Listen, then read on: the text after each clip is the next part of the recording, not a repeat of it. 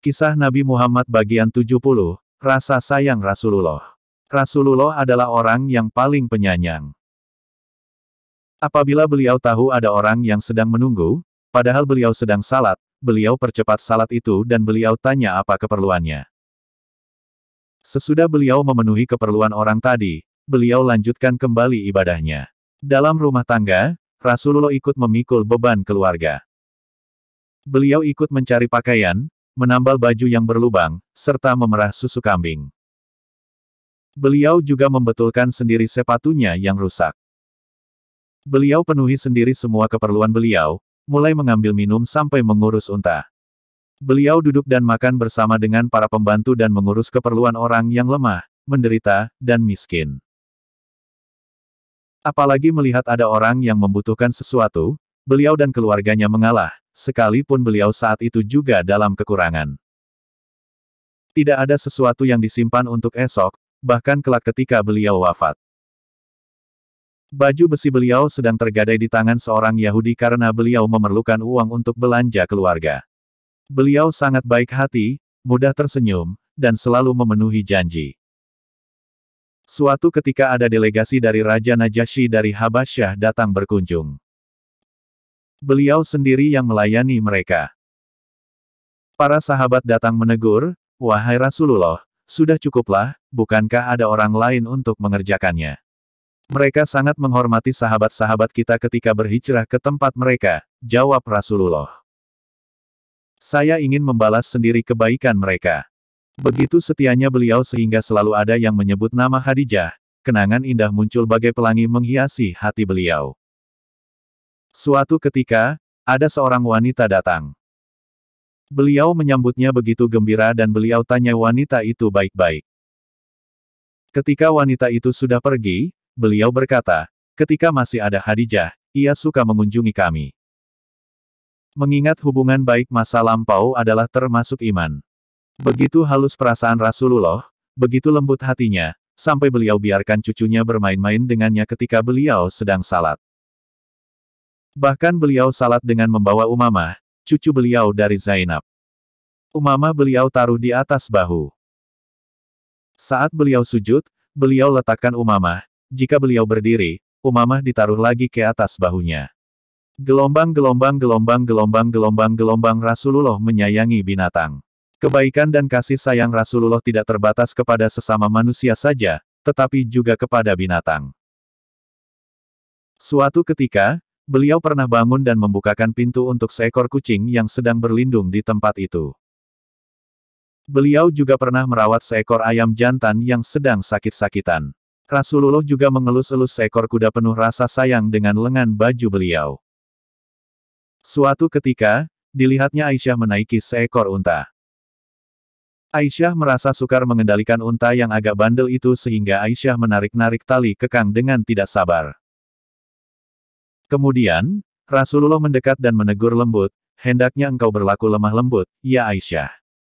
Meskipun demikian, kasih sayang, kelembutan, dan rasa persaudaraan yang Rasulullah ajarkan bukan berarti menunjukkan kelemahan. Rasa kasih sayang dan kelembutan selalu harus bersama sikap yang adil. Rasulullah mengajarkan bahwa tanpa keadilan, persaudaraan sejati tidak mungkin ada. Sabda beliau, "Barang siapa menyerang kamu, seranglah dengan seimbang, seperti mereka menyerang kamu." Pada saat lain, Rasulullah juga berkata, "Hukum Qisyas membalas perbuatan dengan seimbang." Misalnya pembunuh yang terbukti bersalah harus dibalas dibunuh pula, berarti kelangsungan hidup bagi kamu, hai orang-orang yang mengerti. Jadi, kasih sayang yang diajarkan Rasulullah juga mengandung unsur kekuatan. Oleh sebab itu, seorang muslim bisa bersikap lemah lembut sekaligus tegas jika memang diperlukan. Jika seseorang tidak dapat bersikap tegas, ia akan menjadi bulan-bulanan orang-orang berhati jahat. Rasulullah mengajarkan bahwa jiwa seorang muslim harus kuat, tidak mengenal kata menyerah kecuali kepada Allah. Seorang muslim yang taat kepada Allah tidak merasa lemah apabila menghadapi rintangan. Gelombang menangkap burung untuk permainan. Dalam hadis riwayat Nasai dan Ibnu Hibban, Rasulullah bersabda, "Barang siapa menangkap seekor burung hanya untuk bermain-main, kelak pada hari kiamat, Burung itu akan mengadu kepada Allah, "Wahai Tuhanku, orang itu telah membunuh aku untuk mainan belaka, tidak untuk mengambil manfaat dariku." Gelombang-gelombang gelombang-gelombang gelombang keseharian Rasulullah. Rasulullah mengajarkan kepada kita bahwa, tidak boleh ada rasa takut dalam hati seorang Muslim. Kecuali jika ia melakukan perbuatan maksiat dan dosa. Jiwa itu tidak akan menjadi kuat jika berada dalam kekuasaan orang lain. Karena itulah, Rasulullah mengajak para sahabatnya berhijrah ke Madinah. Jiwa akan jadi lemah jika sudah dikuasai oleh hawa nafsu. Nafsu akan harta, kendaraan, pakaian, makanan, dan banyak lagi. Jika seseorang sudah mencintai harta dunia seperti itu, kekuatan rohaninya melemah dan tidak lagi mampu berjuang, beribadah, serta berbakti layaknya seorang Muslim sejati. Rasulullah adalah contoh yang sangat ideal dalam mengendalikan hawa nafsu.